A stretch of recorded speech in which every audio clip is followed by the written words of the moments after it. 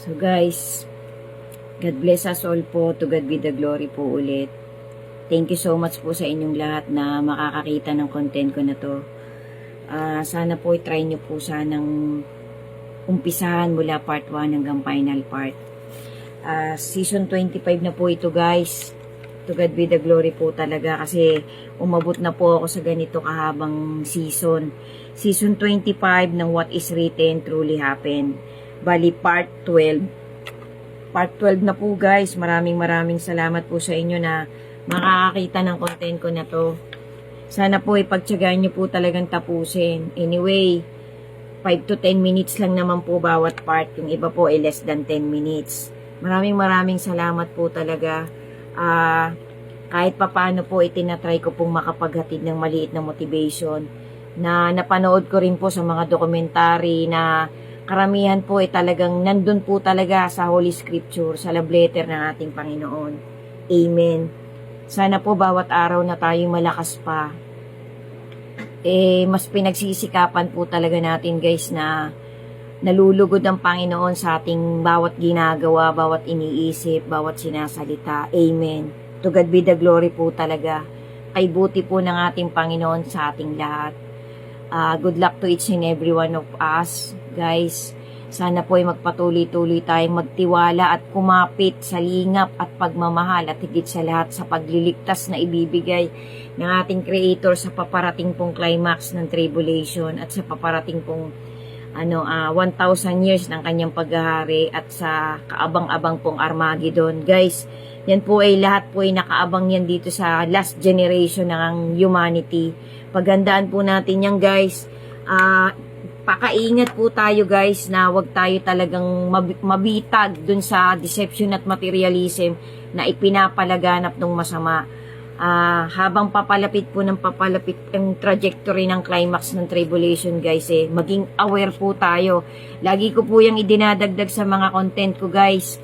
Kahit po mga templates lang yan. Dinadagdag ko po palagi na be steadfast in your faith, be aware, be prepared.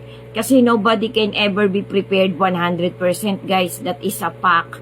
Pero at least po kahit papano 80 to 90% may alam tayo, prepared tayo kahit papano, hindi tayo matataranta. Mag-ipon na po tayo ng mga dokumentaryong nagpapatunay talaga na pabalik na po talaga ang ating Panginoong Hesus. Yan po ay facts na facts. Pagandaan po natin yan. I-try po natin guys na humingi tayo ng lingap ng Panginoon para linisin niya po tayo ng linisin araw-araw. Kasi lahat po tayo ay prone to make mistakes. Pero at least po ipakita natin sa ating Creator na nagsisikap talaga tayong magpakatuwid sa abot ng ating kaliitan. Kasi ang Panginoon po ay mapagmahal. Ang Panginoon po ay walang hinahangad kundi iligtas ang bawat isa sa atin. Kaya yan po lagi nating panghawakan. Yan po ang magbibigay sa atin ng pag-asa na talagang pagdating po talaga nung wrath ng ating Creator. Kasi yun po yung pangalawang pagliligtas na gagawin ng kanyang bigatin san na talagang ililigtas na tayo sa galit na paparating ng ating Creator. Amen. Yan po ang panghawakan natin guys kasi facts po yan. Kasi hindi po talaga tayo maililigtas ng mga kayamanan natin, ng mga ginto natin, ng katalinuhan natin, ng mga sasakyan natin, ng mga mansyon natin. Wala pong ibang magliligtas sa atin kundi yung Panginoong nagmamalasakit sa lahat ng sumusunod sa Kanya at naghahanap ng Kanyang pagmamahal at lingap. Amen. So to God be the glory po talaga guys. So ito po yung, bali po yung sinundan nito, yung part 11 guys, hindi ko po nabanggit. Bali part 12 na po to guys. Yung part 11 po, yung important point 1 na ang Panginoon para pong nagkaroon ng para pong initial rapture na yun talaga po. Kasi sabi nga po sa Holy Scripture guys, ito po maitawid ko lang, ang mga bata po na talagang under the supervision pa ng ating mga parents, yan po talagang lahat po yan sa langit talaga mapupunta. Yan po yung unang ililigtas ng Panginoon. Parang yun po yung initial rapture. Tapos po, eventually po, susunod po talaga yung rapture. Kasi nga po, ililigtas po ng Panginoon yung mga chosen elect niya sa mga masasamang Panginoorin. Kasi nga po, parang iaangat, yun po yung rapture. Iaangat po yung talagang pipiliin ng Panginoon na isasama niya sa 1,000 years na kanyang paghahari dito sa sa sanlibutan. So ito po yung point 2, yung sinabi ko po sa part 11, point 1 yon. Yun nga po yung parang initial rapture na talagang uunahin po talagang iligtas ng Panginoon yung mga bata, ay yung mga talagang parang nasa guidance and care pa po ng mga parents natin eh.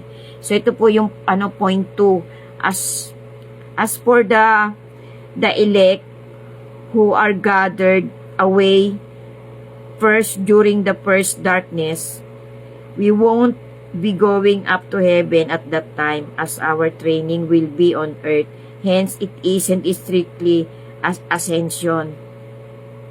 So, ito po yung pangalawang point na yun pong mga chosen talaga, parang po yun parang iaangat ng Panginoon, sasalubungin natin ng Panginoon Kasabay na rin po nun yung pagkaintindi ko po dun sa paliwanag kay Mateo at saka po sa Revelation, pati po kay Mark, kay Lucas, pati po dun kay Peter, yung pong mga elect, sasalubungin po natin ng Panginoon dito sa taas. Tapos po, para pong itatago ng Panginoon yung mga chosen. Yan na po yung rapture.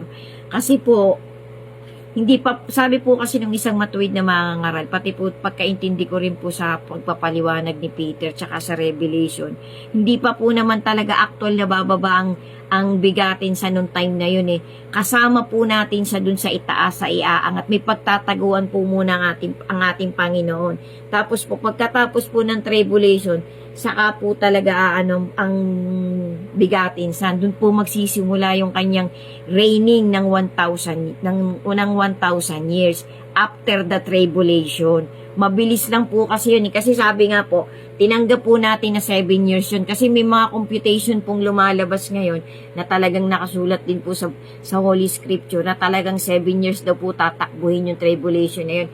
Pero pagkaintindi ko po, mabilis lang talaga yun So tanggapin po natin lahat na 7 years yun. Ang crucial po doon yung another 3.5 years, hahatiin po yun. Yung 3.5 years pong natitira, yun po yung crucial. Yun po yung talagang vital. Yun po ang pagkaintindi ko sa mga dokumentaring napapanood ko. Mag-research na po tayo guys, mag-research na po tayo. Sabay-sabay po nating pagduktong-duktungin ng pagkakasunod-sunod talaga ng climax ng tribulation.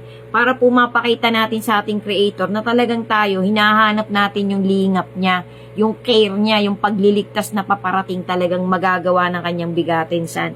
Tapos ito pa po yung point 3. We have to remember that God the Father and His Son, the Lord Jesus, will be visiting every living soul on earth during the time of the great darkness. They will remove the spiritual veil, and every person will have to make a choice then to either believe and receive Jesus Christ into their lives or to persist in their sin and rebellion. This is the most important reason that God is bringing about the great darkness to reveal Himself and His begotten Son to those sleeping and sinful world, when all electronics and electrical items, vehicles and others form of electrical devices, all form of modern distractions will be quiet and silent. So yan na po yung pinaka-climax guys, talagang during the 3 days of darkness, mawawala po lahat guys, magdidilim po pansamantala. Yun po yung 3 araw talagang parang na po yun, initial climax po yun. Tapos mangyayari na po yung lahat ng chaos. Sundan nyo pa po guys, konting POV lang po. Yan po yung pagkakasunod-sunod ng point 1, point 2, point 3. Yan po yung pinaka-climax ng 3 days of darkness.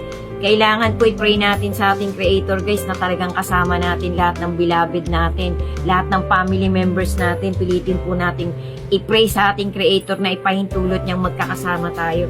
Sundan niyo pa po yung final part guys. Thank you so much po. To God be the glory po. Ingat po tayo and God bless us all.